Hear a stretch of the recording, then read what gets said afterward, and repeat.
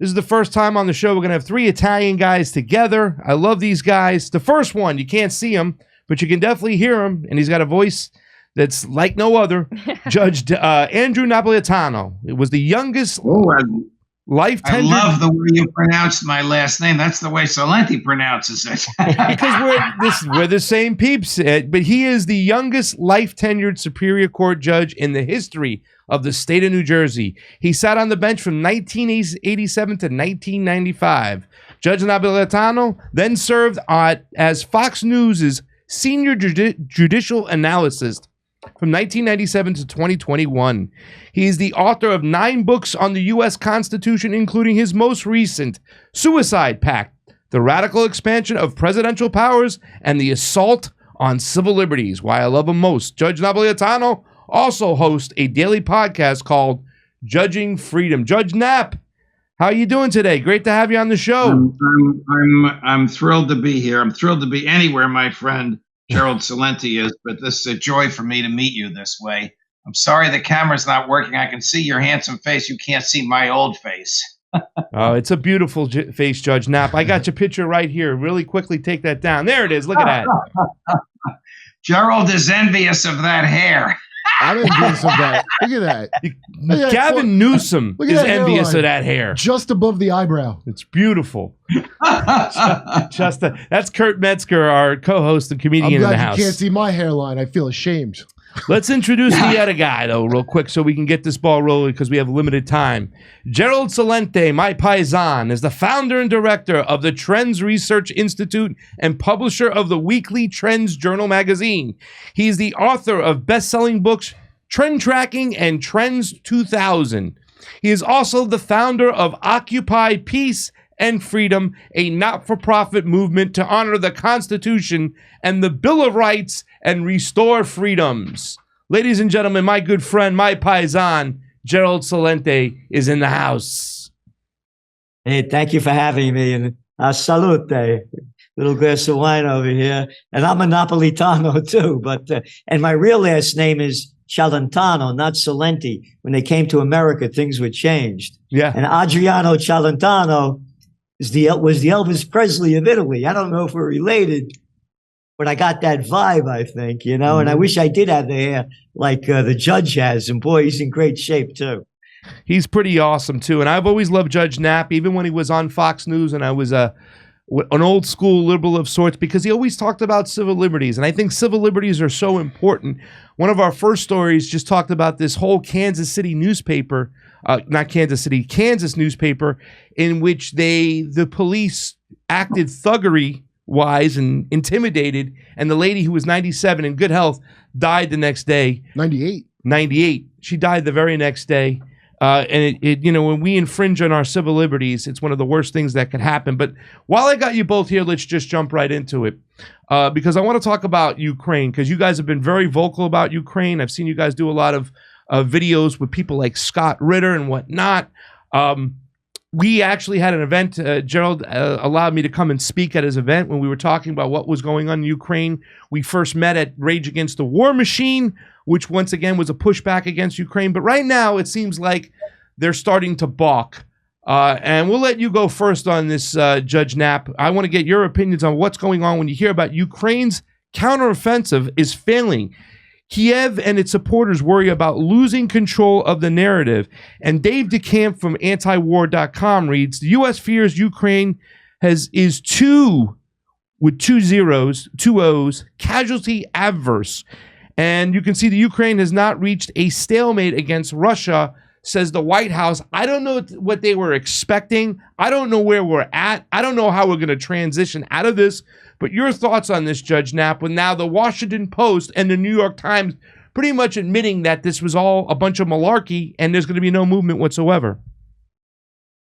Well, let me start at the end, Craig. The admissions in the Washington Post and the New York Times, I am told from my intelligence community sources, are leaks from intel members who are deeply frustrated that the raw intelligence that they produce for the president doesn't get to his ears. It is filtered by senior members of the intelligence community who only tell Joe Biden and Jake Sullivan, whose picture is over your shoulder, what they think they want to hear. So some of these intel, there are intellectually honest intelligence community members have been leaking to the Post and the Times data demonstrating what Gerald has known, what you know, what I know, what Colonel McGregor and Scott Ritter and all the others have been saying for 16 months now, which is that the original intel was wrong, or as delivered to the president, it was wrong. There is no way Ukraine can beat Russia. The kill ratio has gone from 3-to-1 to 8-to-1. So for every one Russian soldier killed, 8 Ukrainian soldiers die. The equipment NATO has been giving is very old. It's often older than the soldiers that are using it. Russia has 3 lines of defense to keep the Ukrainian soldiers from moving eastward. The spring offensive, so-called offensive, has not only not breached any of them, it hasn't even reached the outermost of the 3. There's a piece in today's Washington Post. Gerald has probably seen it because he reads all these newspapers, by none other than David Petraeus, saying, "Be patient. The spring offensive is going to prevail." It's almost as if he's a pimp on a street corner, trying to get customers for his clients. He is utterly unbelievable, without credibility, and Jake Sullivan is starting to know it. Jake Sullivan himself, I am not his fan at all. Last weekend at Camp David said, we can't predict the outcome of the war, even though his boss last month in Helsinki said, Vladimir Putin has already lost the war. So either they don't speak or Jake knows more about this than old Joe does. Yeah, I think it's still same propaganda getting out there. Gerald, you've been very vocal about certain politicians like Lindsey Graham, always just warmongering. And you said, hey, if you think that this is such a great fight, why don't you grab a gun yourself and get in there? But what Judge Knapp was just talking about with the, now this intelligence coming forth, or the narrative coming forth of like, oh my God, what a coincidence! We're not getting the actual results we thought we would get. I think they knew from the get-go. And I've said this before, Gerald, and correct me if I'm wrong. The United States doesn't care if they win the war. They don't care if they lose the war. All they care about is if they have the war, baby, so that money's rolling. Your thoughts on what we know now and how the American media is all of a sudden acting like they're blindsided? Well, first of all, let's look at the American media, the prostitutes, I call them, media whores that get paid to put out by their corporate pimps and their government whoremasters. And that's all they are. So what's your favorite war? Look how they sold us into the Afghan war. Look how they sold us into the Iraq war. One after another. That's all they do. They sell us into war. The facts are there. You could go to fairness and accuracy in reporting, and they show you how many people they put on that are pro-war and how many people are talking about peace. It's like 10-to-1 on the pro-war. And Judge Napolitano mentioned about betrayed us. I think that's a better name for him. An arrogant little boy. An arrogant little boy that betrayed us, and he's pulling out the same crap out of his mouth that he was spewing out with the Iraq when the war. Nobel Peace of Crap Prize winner Barack Obama was president. He gets elected by being a peace candidate, wins the Nobel Peace of Crap Prize, and then the Afghan troop surge. Brought to you by Betrayed Us. Yeah, that arrogant guy. Oh, what kind of investment firms is he working for now that are involved in like the guy that's playing out with Secretary of Defense Lloyd Austin, his last job sitting on the board of directors of Raytheon? Mm-hmm. No so once conflict upon of a interest. time, there was a guy by the name of General Dwight D. Eisenhower that warns the American people that the military-industrial complex is robbing the nation of the genius of the scientists, the sweat of the laborers, and the future of the children. 5-star general, supreme commander of the Allied forces during World War II and 2-term president. And here we are. Oh, and that photo you got over there? What is that, Goebbels' great-grandson? Oh, yeah, the little boy that was lying, that was, we're gonna do, the Russians are gonna defeat him. Now he's changing his tune.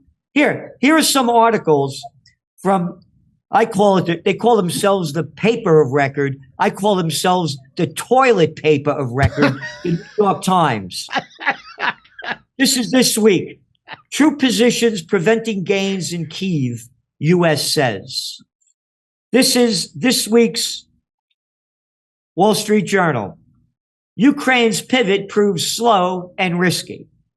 Hey, you were the guys that were selling it for month after month after month about the counteroffensive, the spring counteroffensive that didn't spring off almost to the beginning of summer.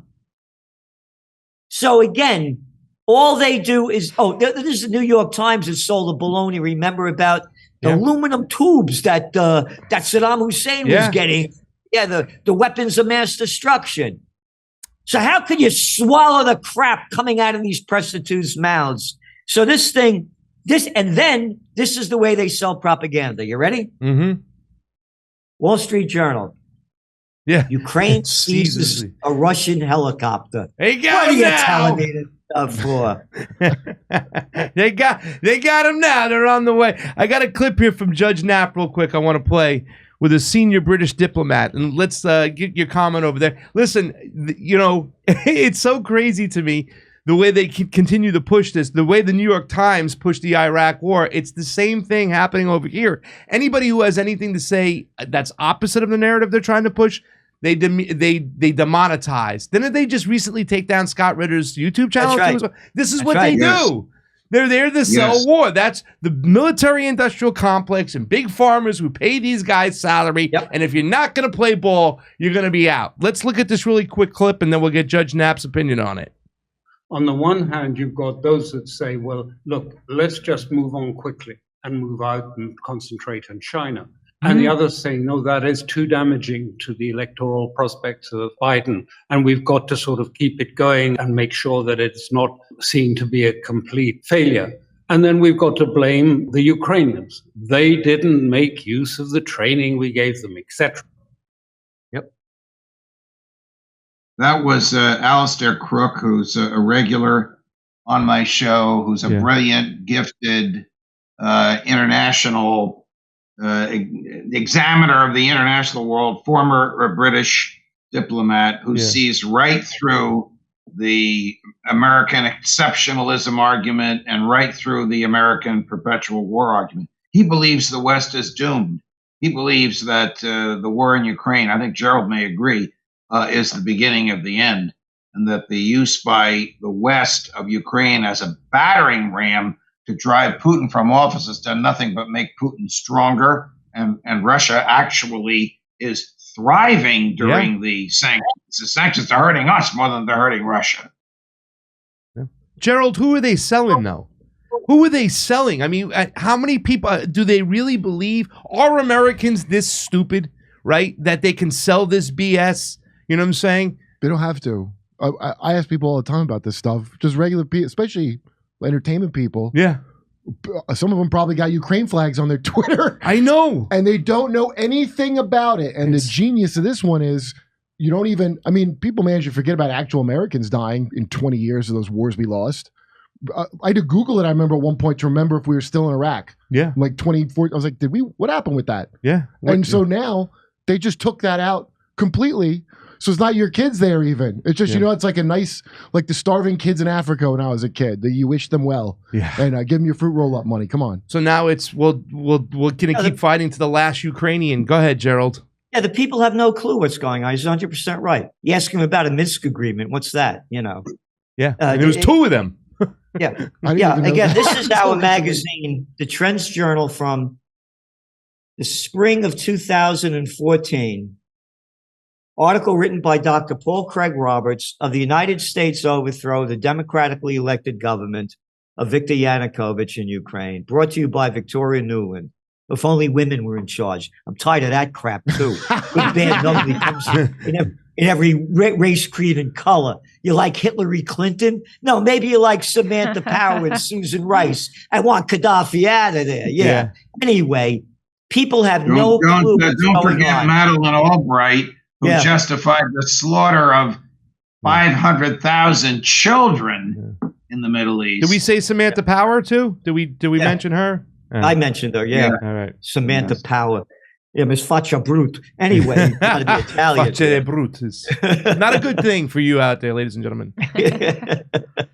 Anyway, this is an article because the judge was mentioning about American exceptionalism.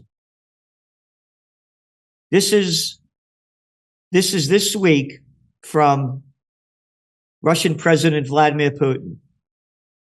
Quote, "We are against any hegemony, the notion of exceptionalism promoted by some nations, and the policy of neocolonialism derived from that claim."